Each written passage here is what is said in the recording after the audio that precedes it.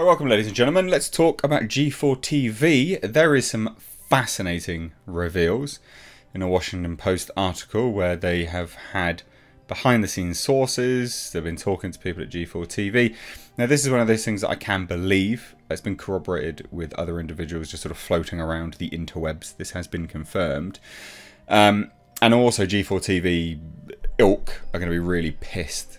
So yeah, I can believe that they're going to be talking quite a lot of stuff. Now, if you're not familiar with this is of course G4TV. They came back, you know, with a big bang and failed because they're defunct. There's no point. There's no point in them existing. You know, a sort of a media, old media-backed video game review channel. Who needs that in today's modern day and age with the like of YouTubers and Twitch streamers? No one needs that anymore. Used to, hence why it was popular. And then they had, you know, women chowing down on hot dogs suggestively and things. You know, nerds lapped that up. Of course they did. Not interested now. Certainly not, of course, with the like of Frog's Urine's rant, Frosk, and her rant about sexism in gaming. So yeah, they just died a death basically. So we're going to be talking about that today.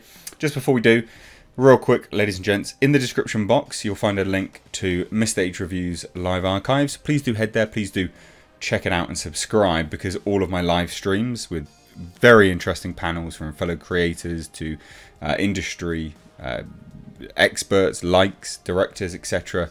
will be over there on that channel, as well as clips. So if you don't want to watch a 2-hour stream, you can just find some clips, the good stuff. So if you think I've missed stuff on a video, I may have talked about it on a stream and made a clip of it instead. So it'd be over there. Anyway, let's dive into this. So this Washington Post, this is a very interesting article, right? So important to note, they say that they've had sort of interviews with 11 former G4 staffers. And this is all from every single one of them, basically. So they're just building out this massive picture. So it's interesting, right? So they start talking about the chaos, how how it all comes to be. So the new G4 returned with a flashy and expensive new studio facility and a soft launch in early 2021. Loads of people were sort of happy-ish, nostalgia, I guess. But ex-G4 employees and contractors with whom the Post spoke said that despite lofty ambitions and a talented staff with exciting creative ideas, G4 immediately lacked direction. No shit.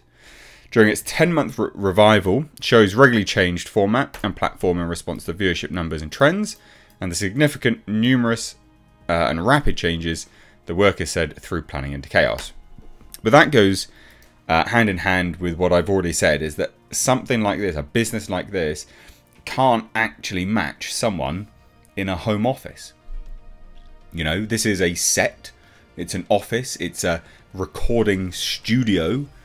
That cannot match it, because this creates a much more fluid environment. We can change things much quicker. I can do it like that. I can change the format of my shows like that. You know, you guys missed live streaming. I brought it back. Admittedly, I was gone for a little while, but the format, everything came back like that. Super, super quick. And it was a completely different format. It's brand new. And so a big media entity like G4TV doesn't have the fluidity of someone who just does this because they love it and have somehow, I don't know, got significant following. Like me, I guess. So, yeah, I mean, they do comment this, you know, additionally a controversial segment by ex-Play host Indiana Frog's Urine's Black, in which Frog's Urine called out sexism within the show's audience, led to a sustained harassment of Black and other talent. G4's inert response inflamed tension among cast members, employees said. Now, this is interesting. They're like, oh, they didn't really have a response. It's like, what are you going to say? It's your fault. You shouldn't have, no one should have greenlit that rant anyway. You don't lambast your audience and expect it to go down very well. At all. That's super dumb. But then there's some really interesting stuff in here. Really, really interesting stuff. And we're basically talking about how they started to pay people to come in, like Twitch streamers and YouTubers. They were paying quite large sums of money, not a small amount, but large sums of money, So we'll get to that in a moment. As a startup multi-platform network, G4 tested various content and distribution strategies. As was the case for many other recent gaming content ventures, there was just not enough interest in G4, which resulted in the network's closure. I mean, again, you just can't match it. You just can't. At all. But then we get to this, right? You know, none of the leaders had any vision. They weren't very present in day-to-day operations. We pivoted every time viewership was low. We never really gave our content time to gain traction. We were just constantly pivoting. And that's, you know, that is bad. You do need to give them, you know, time. But then there's this, and this is a recipe for the death of your network. To help court an audience, G4 contracted established modern content creators like Austin Show, who has not divulged his last name, Overly May and Alex Golden Boy Mendez for regular hosting roles. It also brought on high-profile streamers like Caitlin Amaranth Siragusa, Tyler Steinkamp and Hassan Piker for guest appearances. And they would have paid, you know, this guy's a devout communist fucking prick. They would have paid him handsomely for his very capitalist venture there. But this is the interesting thing, you know, leadership's belief, according to former employees, was that these guest appearances, along with sporadic appearances and featured slots on Twitch's front page, would lead to increased sustained viewership. However, the practice just led some G4 shows to see atypical viewership, spikes while others didn't, according to multiple former employees. And also, the expense. Content creators pay from G4 ran the gamut, with 2 former employees saying regulars were contracted a year at a time, with Mendez and May scoring 6-figure salaries. It was the sums of money that these people were getting. Austin Show, whose live games reliably pull tens of thousands of concurrent viewers with or without G4, made 7 figures, according to one former employee. And that's it. Again, this as well. The day rates for some guests were steep. Speaking to the Post, Austin Show said G4 had a budget for influencer marketing, and that money was sometimes offered to streamers, but $20,000 to $30,000 was the upper end, and the large majority made less if they were paid at all. 20 to 30 grand. With most or any of my shows I produce or appear on with other streamers, we usually don't pay each other. For G4, the company would offer money to some of those appearing in exchange for guaranteed marketing, which is something we wouldn't feel comfortable asking for free. It's madness. It is absolutely madness. Big names, some of whom appeared on Name Your Price shows, recurring game show, made 10 to 20 grand for brief appearances, or raids. So this is the funny thing, right? Again, this is how they were just bleeding cash, in which popular streamers like Pokimane would send her audiences to G4's channel to boost its numbers. She would get like 20 grand just for telling people to go to G4's channel. What? What?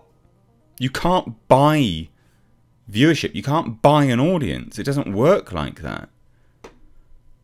Ah, it's madness.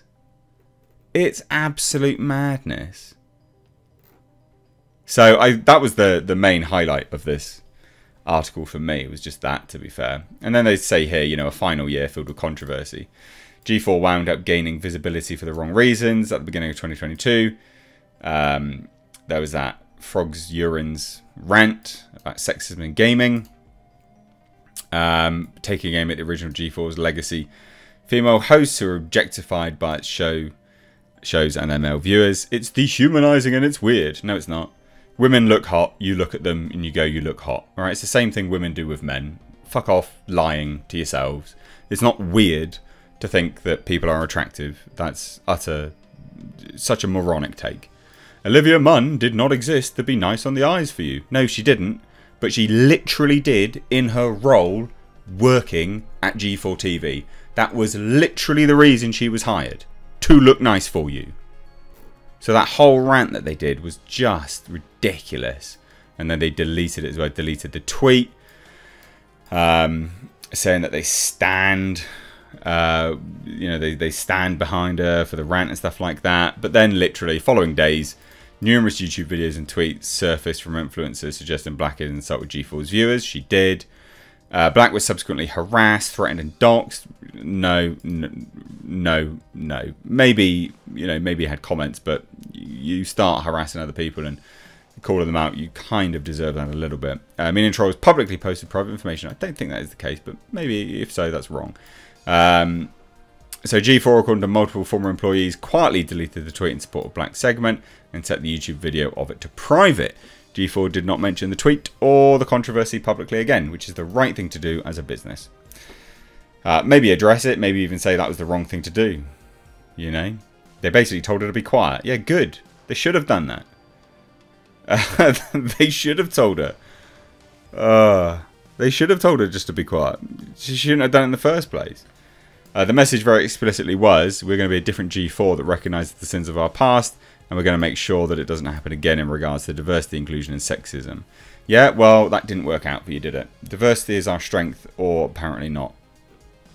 Not in G4TV's case.